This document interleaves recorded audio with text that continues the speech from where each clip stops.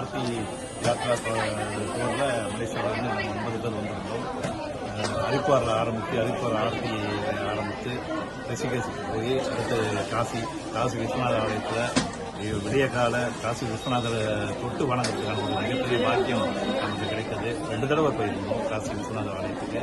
முதல் தடவை நம்மளுடைய உள்ளே உட்கார்ந்து நமக்கு பூஜைகள்லாம் செய்து அந்த பாலை காசி விஸ்வநாதருக்கு ஊற்றி விட்டாத வாய்ப்பு கிடைச்சது.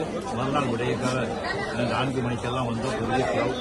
ஆனால் நம்மளுடைய ஆர்த்தி யாத்திரா அதுக்கான ஏற்பாடுகள் சிறப்பாக செஞ்சதுனால நம்ம விரைவாக கொண்டு அந்த காசி விஸ்வநாதரை தொட்டு வணங்குவதற்கான ஆரம்பகால மங்கள பூஜைக்கு அடுத்து நமக்கு கிடைச்ச அந்த வாய்ப்பு.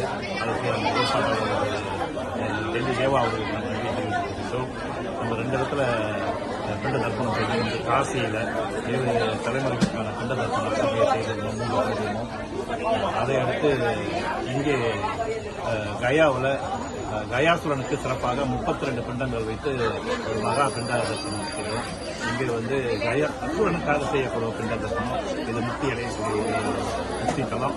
இந்த ஏற்பாடுகளை சிறப்பாக செய்து கொடுத்த தேவா அவர்களுக்கு டெல்லியில் இருந்து வரக்கூடிய அவருடைய நிறுவனமான ஆர்த்தி யாத்திரா நிறுவனத்துக்கும் நம்முடைய பயணக்குழுவின் சார்பில் மிகுந்த நன்றியை தெரிவித்துக் கொள்கிறோம். அவர் சேவை தொடர்ந்து வர வேண்டும் என்று கேட்டுக்கொள்கிறோம். நன்றி.